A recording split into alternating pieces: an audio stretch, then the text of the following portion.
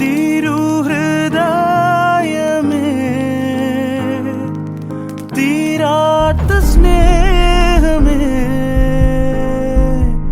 ആകാശം പോലല്ലോ.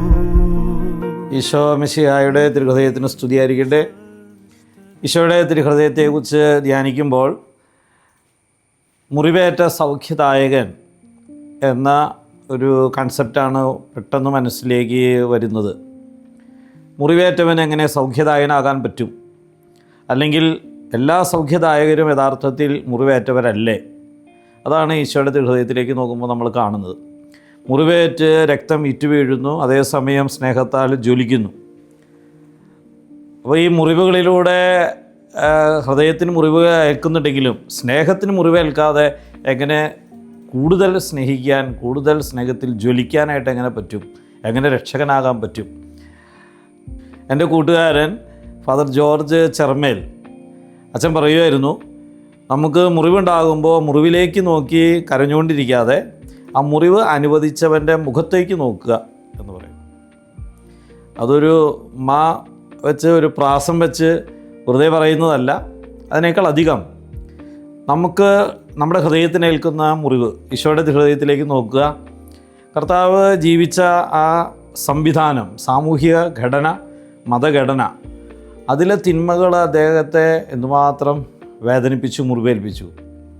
നീതി ലഭിച്ചുവോ? ന്യായാധിപൻ തന്നെ ഈ മനുഷ്യരിൽ ഞാനൊരു കുറ്റവും കാണുന്നില്ല എന്ന് പറഞ്ഞ് അല്പ മിനിറ്റുകൾക്കകം തന്നെ ഇവനെ കൊണ്ടുപോയി ക്രൂശിച്ചു കൊള്ളുക എന്ന് അതേ ന്യായാധിപൻ പറയുന്നു. മത സംവിധാനത്തിലുള്ളവർ തന്നെ ഇവൻ ചെയ്ത നന്മകൾ നമുക്ക് അത്ഭുതം തോന്നും. നീ സാപത്തൊഴികെ മറ്റു ദിവസങ്ങൾ സൗഖ്യം നൽകിക്കൊള്ളൂ. അപ്പോൾ ചെയ്യുന്ന നന്മകളൊന്നും അംഗീകരിക്കുന്നില്ല, കാണിക്കുന്ന അടയാളങ്ങളൊന്നും മനസ്സിലാകാത്ത പോലെ ഭാവിക്കുന്നു. ഭയങ്കരമായ തിരസ്കരണം. അപ്പോൾ ഇങ്ങനെ സംവിധാനത്തിൽ നിന്ന് ഏൽക്കുന്ന അനീതിയുടെ മുറിവുകൾ, ഇനി ബന്ധങ്ങൾ, വ്യക്തിബന്ധങ്ങളിൽ നിന്ന് ഏൽക്കുന്ന മുറിവുകൾ. പിതാവേ എന്തുകൊണ്ട് എന്നെ ഉപേക്ഷിച്ചു എന്നുള്ള ഈശോയുടെ ഒരു സങ്കീർത്തനത്തിൻ്റെ വിലാപമുണ്ടല്ലോ. അപ്പോൾ ദൈവത്തോട് തന്നെ ദൈവത്തിൽ നിന്ന് മുറിവുകൾ ഏൽക്കുന്നവർ, അല്ലെങ്കിൽ ആ ജീവിതത്തിൻ്റെ ദുരന്തങ്ങൾ നിമിത്തം ദൈവത്തോട് തന്നെ ബന്ധം നഷ്ടപ്പെടുന്നവരുണ്ട്.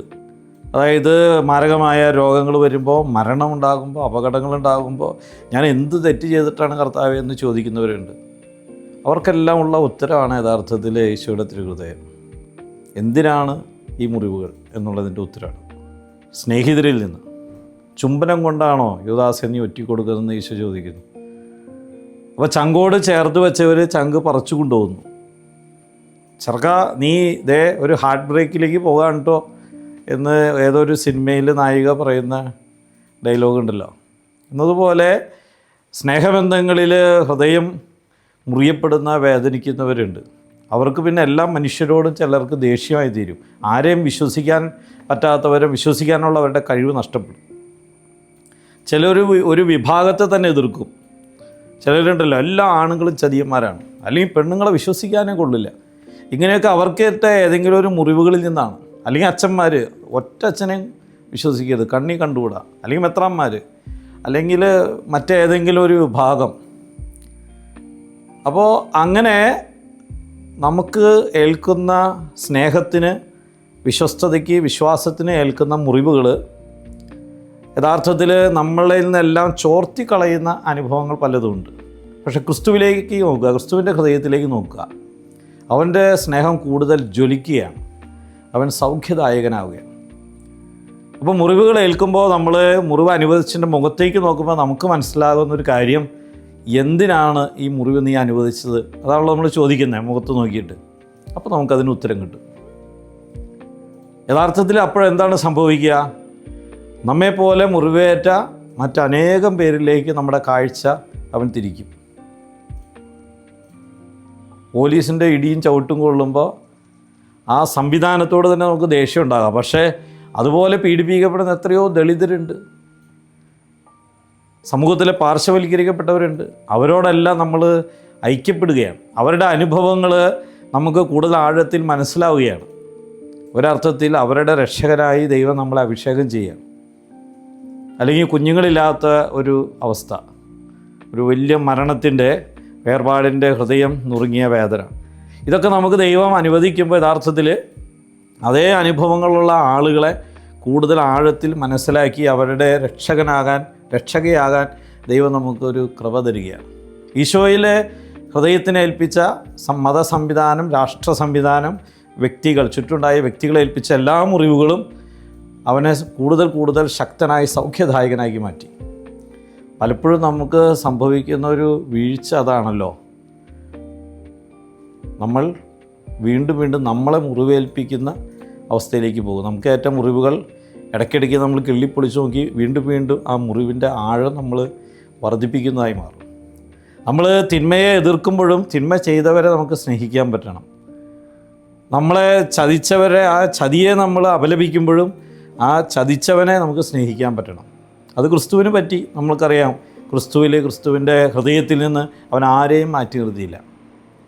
അതിൻ്റെ കാരണം ദൈവപിതാവിൻ്റെ മുഖത്ത് നിന്ന് അവനേറ്റ എല്ലാ മുറിവുകളുടെയും ലക്ഷ്യം എന്താണെന്ന് അവന് മനസ്സിലായി. അതുകൊണ്ടാണ് അവൻ മുറിവേറ്റ സൗഖ്യദായകനായി മാറിയത്. അപ്പോൾ നമുക്ക് ഏൽക്കുന്ന ഓരോ മുറിവുകളും അഭിഷേകമായി നമുക്ക് മാറ്റാൻ പറ്റും, നമുക്ക് കഴിയും. ഈശോയുടെ തിരുഹൃദയം നമ്മെല്ലാവരെയും അനുഗ്രഹിക്കട്ടെ. ഈശോയുടെ തിരുഹൃദയമേ, എൻ്റെ ഹൃദയത്തെ നിന്നോട് അനുരൂപപ്പെടുത്തണമേ എന്ന് പ്രാർത്ഥിക്കുമ്പോൾ തീർച്ചയായിട്ടും നമ്മൾ പ്രാർത്ഥിക്കുന്ന ഈ കാര്യം കൂടിയാണ്.